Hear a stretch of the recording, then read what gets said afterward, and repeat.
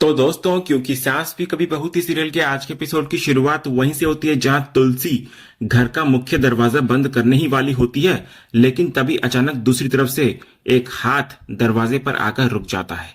दरवाजा दोबारा खुल जाता है और सामने खड़ी औरत तृप्ति को देखते ही तुलसी एकदम हैरान रह जाती है। उधर सुभाष अपने बेटे सिड को उस औरत यानी कि तृप्ति की तरफ इशारा करके बुलाता है, तो सिड खुशी खुशी उसके पास पहुंचता है और उसको गले लगाते हुए कहता है कि आखिरकार वो आ ही गई, उसने कब से उसका इंतजार किया था। और यहीं पर एक बहुत बड़ा खुलासा होता है। पता चलता है कि वो कोई और नहीं बल्कि सुभाष की पत्नी और सिड की मॉम मिसेस दासगुप्ता है, यानी कि तृप्ति। ये सच सामने आते ही तुलसी के पैरों तले जमीन खिसक जाती है। उसे यकीन ही नहीं होता कि सिड की माँ और सुभाष की पत्नी वही तृप्ति है जिसने कभी पूरे वीरानी परिवार की जिंदगी में तूफान ला दिया था। उधर करण भी मन ही मन हैरान होकर सोचता है कि आखिर तृप्ति ही सिड की मॉम कैसे हो सकती है। वहीं गौतम, दामिनी, गायत्री, साहिल और घर के बाकी सभी लोग भी ये सच्चाई जानकर पूरी तरह चौंक जाते हैं। तभी करण सुभाष के पास जाकर उसको पूछता है कि क्या सच में ये औरत सिड की माँ है। तो इस पर सुभाष मुस्कुराकर कहता है कि वो सिड की सगी माँ नहीं बल्कि उसकी स्टेप मॉम है। लेकिन जब से सिड सिर्फ 1 साल का था तब से तृप्ति ने उसे अपने सगे बेटे से भी ज्यादा प्यार दिया है। इसके बाद सुभाष मुस्कुराते हुए करण से कहता है कि वो तो उसकी भाभी से मिलना चाहता था ना, तो अब मिल ले। फिर वो आगे कहता है कि मिसेस दासगुप्ता यहाँ आने के लिए तैयार नहीं थी, लेकिन उनकी 25th वेडिंग एनिवर्सरी है जिसे वे अंजार के हेरिटेज होटल में मनाने वाले हैं। इसी वजह से वो यहाँ आ गई है और अच्छा हुआ कि शादी में भी शामिल हो गई।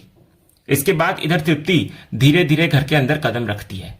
उसको देखते ही इधर पूरे वीरानी परिवार के चेहरे का रंग उड़ जाता है। तभी साहिल की नजर तृप्ति पर पड़ती है और उसके सामने अतीत की परतें खुलने लगती हैं।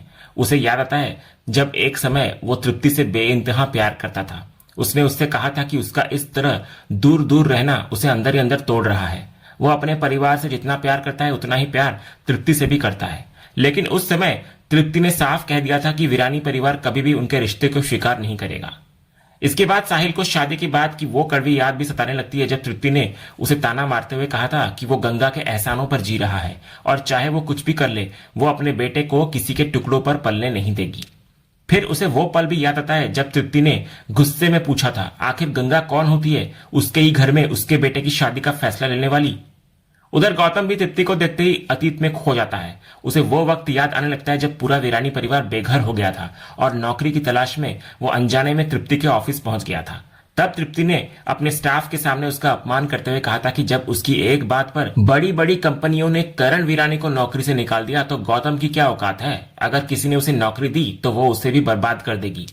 गौतम को तृप्ति की वो धमकी भी याद आती है जिसमें उसने कहा था कि ज्यादा उड़ने की कोशिश न करे क्योंकि आगे कुआं है या खाई इसका अंदाजा भी नहीं है। इधर करण की आंखों के सामने भी पुराने जख्म ताजा हो जाने लगते हैं। उसे याद आता है जब तृप्ति ने नंदिनी का नाम लेकर उसकी भावनाओं पर तंज कसा था और उसे अपनी भावनाएं अपने तक रखने की सलाह भी दी थी। इसके बाद करण को वो भयानक पल भी याद आता है जब गुस्से में उसने तृप्ति पर हमला करने की कोशिश की थी। उस समय तृप्ति डर के मारे अपनी जान की भीख मांग रही थी और कह रही थी कि अगर उसे छोड़ दिया जाए तो वो सब कुछ वापस लौटा देगी।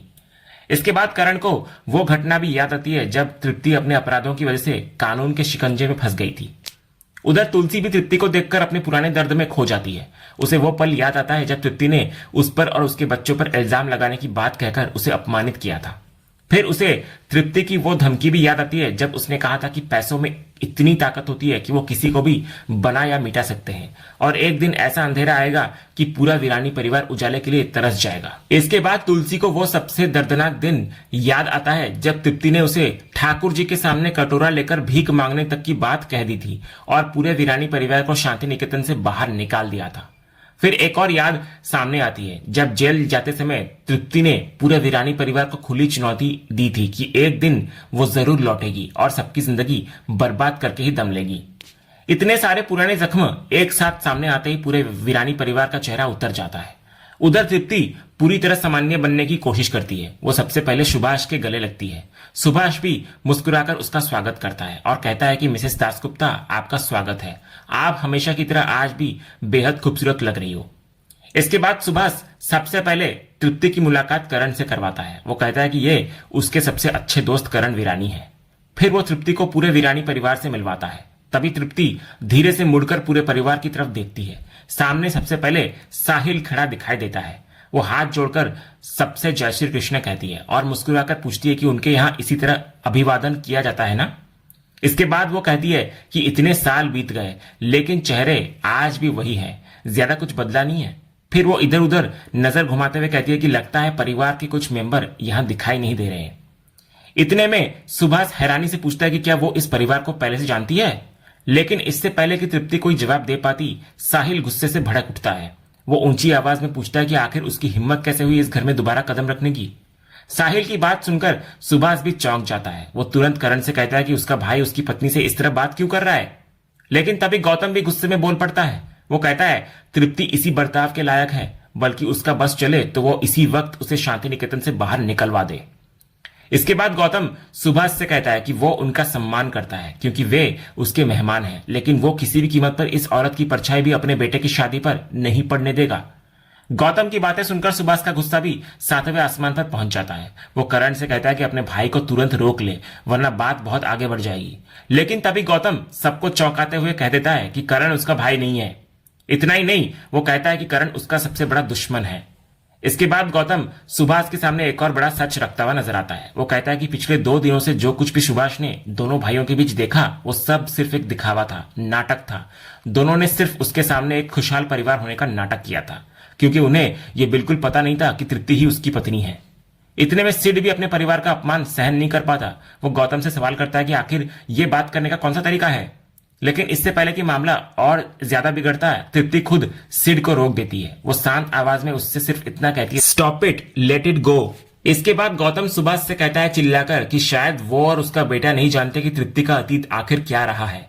लेकिन ये सुनते ही सुभाष गुस्से में जोर से बोल पड़ता है। वो कहता है उसे तृप्ति का पूरा पास्ट पहले से पता है। तृप्ति ने उससे अपनी लाइफ की हर सच्चाई पहले ही बता दी थी, बस उसे ये नहीं पता था कि जिन लोगों का जिक्र वो हमेशा करती थी वो यही वीरानी परिवार है। इसके बाद सुभाष पूरे विश्वास के साथ कहता है कि उसे तृप्ति के अतीत से कोई कभी मतलब नहीं था। उसने हमेशा उसके वर्तमान को देखा है, क्योंकि जब तृप्ति उसकी लाइफ में आई थी तब वो अपनी पत्नी को खो चुका था और उसी मुश्किल समय में तृप्ति ने न सिर्फ उसे संभाला बल्कि उसके बेटे सिड और पूरे परिवार को भी अपना प्यार दिया, और आज तक वो पूरी ईमानदारी से इस रिश्ते को निभा रही है। फिर सुभाष पूरे परिवार की तरफ देखकर गुस्से में कहता है कि इसलिए अब कोई भी उसकी पत्नी के खिलाफ एक भी गलत शब्द नहीं बोलेगा। जो कुछ भी हुआ वो अतीत की बात थी। तृप्ति को अपने किए का पछतावा भी है, लेकिन वीरानी परिवार आज भी उसी नफरत को दिल में लेकर बैठा हुआ है। इतने में तृप्ति अपने पति को शांत करने की कोशिश करती है। वो कहती है कि उन्हें इतना गुस्सा नहीं करना चाहिए क्योंकि ये उनकी हेल्थ के लिए ठीक नहीं होगा। वो उससे कहती है कि अब इस बात को यहीं छोड़ दे। तभी तृप्ति की नजर साहिल की बेटी पर पड़ती है। वो उससे पूछती है कि क्या वो गंगा की बेटी है, तो लड़की हाँ में जवाब देती है। तो तृप्ति मुस्कुराकर बोलती है कि उसे पहले ही ऐसा लगा था। फिर वो कहती है वो चाहे तो उसे आंटी कहकर बुला सकती है, लेकिन इससे पहले कि लड़की कुछ बोल पाती, साहिल बीच में ही गुस्से से तृप्ति को रोक देता है। वो साफ शब्दों में कहता है कि वो उनके परिवार से कोई रिश्ता जोड़ने की कोशिश भी ना करे और तुरंत वहां से चली जाए। यह सुनकर सुभाष का गुस्सा और बढ़ जाता है। वो साहिल से कहता है कि उसने पहले ही कह दिया था कि उसकी पत्नी से कोई भी बदतमीजी नहीं करेगा, लेकिन साहिल भी पीछे नहीं हटता। वो कहता है कि तृप्ति चाहे सुभाष की पत्नी हो, लेकिन उसे इससे कोई फर्क नहीं पड़ता, क्योंकि वो अच्छी तरह जानता है कि इस औरत ने उसके पूरे परिवार के साथ कितना बुरा किया है। साहिल की बात सुनकर सुभाष फिर भड़क उठता है। वो कहता है कि क्या अब पूरा परिवार अतीत का बदला लेने पर उतारू हो गया है? जो कुछ भी हुआ वो बहुत पहले हो चुका। अगर तृप्ति के दिल में आज भी जरा सी भी नफरत होती तो क्या वो दोबारा इस घर में कदम रखती? इसके बाद सुभाष ताना मारते हुए कहता है कि उसने वीरानी परिवार के बारे में बहुत कुछ सुना था कि वे मेहमानों को भगवान का दर्जा देते हैं, लेकिन आज जो व्यवहार उसने देखा उससे उसकी सारी गलतफहमी दूर हो गई। इतने में तृप्ति एक बार फिर सुभाष को शांत कराने की कोशिश करती है, लेकिन सुभाष कहता है कि वो अपनी पत्नी के खिलाफ एक भी गलत शब्द बर्दाश्त नहीं कर सकता। इसके बाद सुभाष पूरे परिवार के सामने अपना गुस्सा निकालता है। वो कहता है कि जब से वो इस घर में आया है तब से उसके साथ सिर्फ झूठ, धोखा और दिखावा किया गया है। फिर वो सीधे तुलसी के पास जाकर कहता है कि सबसे बड़ा धोखा उसे उन्होंने दिया है। कल से उसे यही दिखाया जा रहा था कि पूरा परिवार एक है और करण तथा गौतम के बीच बहुत प्यार है, लेकिन आज सच्चाई सामने आ गई कि दोनों भाई नहीं बल्कि एक दूसरे के दुश्मन हैं। सुभाष आगे कहता है कि अब उसे समझ आया कि आखिर उसे इस घर में क्यों बुलाया गया था, ताकि उसकी पत्नी की सबके सामने इंसल्ट की जा सके। इतने में गौतम बीच में बोल पड़ता है। वो सुभाष को कहता है कि वो उसकी माँ से तमीज से बात करे। अगर उसकी माँ को पहले से पता होता कि तृप्ति उसकी पत्नी है तो वो कभी भी उसे इस घर में नहीं बुलाती। फिर गौतम गुस्से में कहता है कि जहां तक तृप्ति की बात है, उसने ऐसे काम किए हैं कि वो सम्मान नहीं बल्कि बेइज्जती की ही हकदार है। ये सुनकर सुभाष का धैर्य पूरी तरह टूट जाता है। वो करण से कहता है कि अभी इसी वक्त गौतम से उसकी पत्नी से माफी मंगवाई जाए। फिर वो गौतम की तरफ देखकर ऊंची आवाज में कहता है कि उसे तुरंत तृप्ति से माफी मांगनी होगी। इसी बीच पीछे से पंडित जी याद दिलाते हैं कि शादी का शुभ मुहूर्त लगातार निकलता जा रहा है। तब तुलसी बीच में आकर गौतम से कहती है कि शादी का मुहूर्त टाला नहीं जा सकता, बाकी सारी बातें बाद में भी हो सकती है। लेकिन गौतम साफ इनकार करता हुआ नजर आता है। वो कहता है कि आज उसके बेटे की शादी है और सामने खड़े लोग उसके मेहमान नहीं बल्कि बिन बुलाए आए हुए लोग हैं। इतने में साहिल भी उसी बात का समर्थन करता है। वो सुभाष, तृप्ति और सिड से कहता है कि उन्होंने खुद सुन लिया है कि वे इस शादी में आमंत्रित नहीं है, इसलिए बेहतर होगा कि वे लोग यहां से चले जाएं।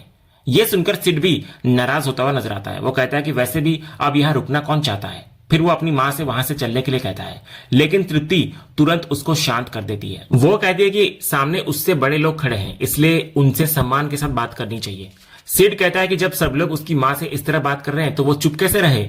तब तृप्ति बहुत शांत होकर कहती है कि वीरानी परिवार के दिल में सालों से बहुत कुछ दबा हुआ था जो आज बाहर निकल गया, इसलिए वो उनकी किसी भी बात का बुरा नहीं मान रही। इसके बाद वो पूरे वीरानी परिवार की तरफ देखकर कहती है कि उनके मन में अभी भी बहुत सारी गलतफहमियां और कई सवाल हैं, लेकिन समय आने पर उन सभी सवालों के जवाब भी मिल जाएंगे और सारी गलतफहमियां भी दूर हो जाएंगी। लेकिन सिड अब भी कहता है कि आज जो कुछ हुआ वो बिल्कुल भी सही नहीं था, किसी से इस तरह बात नहीं की जाती।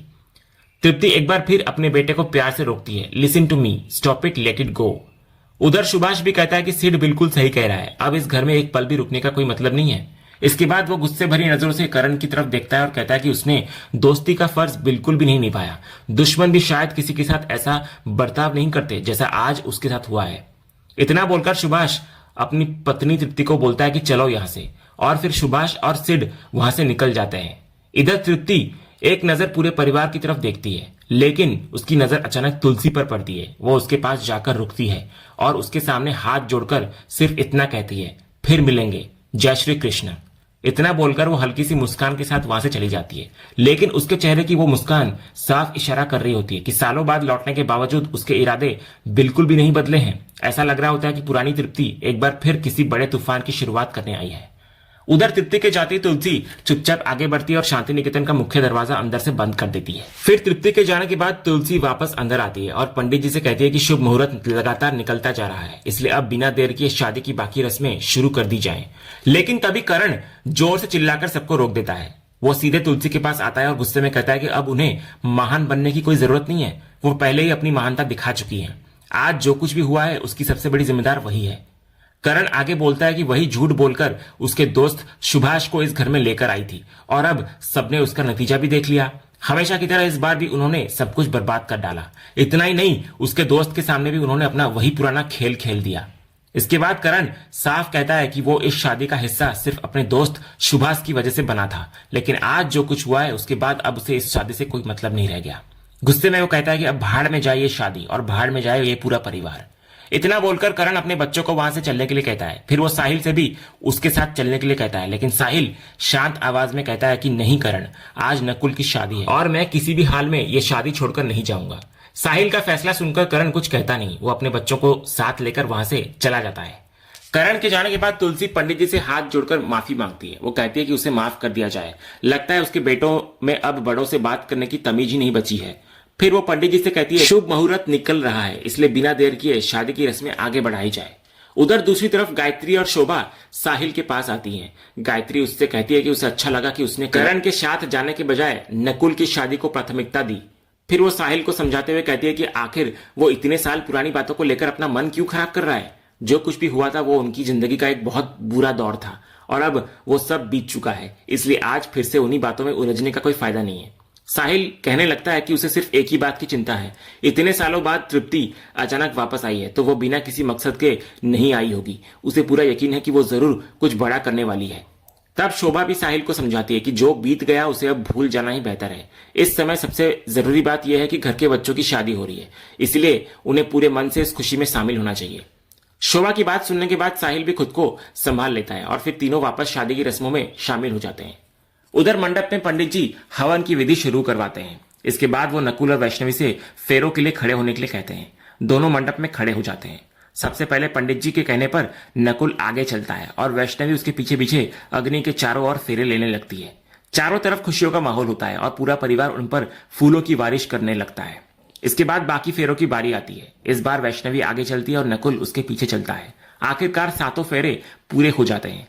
फिर पंडित जी नकुल को मंगलसूत्र देते हैं और वैष्णवी को पहनाने के लिए कहते हैं, तो नकुल प्यार से वैष्णवी के गले में मंगलसूत्र पहनाता है। इसके बाद वो उसकी मांग में सिंदूर भरता है और इसी के साथ दोनों हमेशा हमेशा के लिए पति पत्नी बन जाते हैं। और शादी पूरी होने के बाद नकुल और वैष्णवी खुशी खुशी एक दूसरे की तरफ देखते हैं और उनके चेहरे पर नई जिंदगी की शुरुआत की मुस्कान साफ दिखाई दे रही होती है। इसके बाद पंडित जी दोनों से कहते हैं कि अब वे घर के सभी बड़ों का आशीर्वाद ले लें। फिर नकुल और वैष्णवी एक एक करके पूरे परिवार का आशीर्वाद लेते हुए नजर आते हैं। उधर अगले सीन में गायत्री और वैष्णवी एक कमरे में बैठे होते हैं। गायत्री प्यार से वैष्णवी को समझाती है कि भगवान ने उसे जिंदगी को एक नई शुरुआत देने का मौका दिया है दोबारा, इसलिए उसे इस मौके की अहमियत समझनी चाहिए।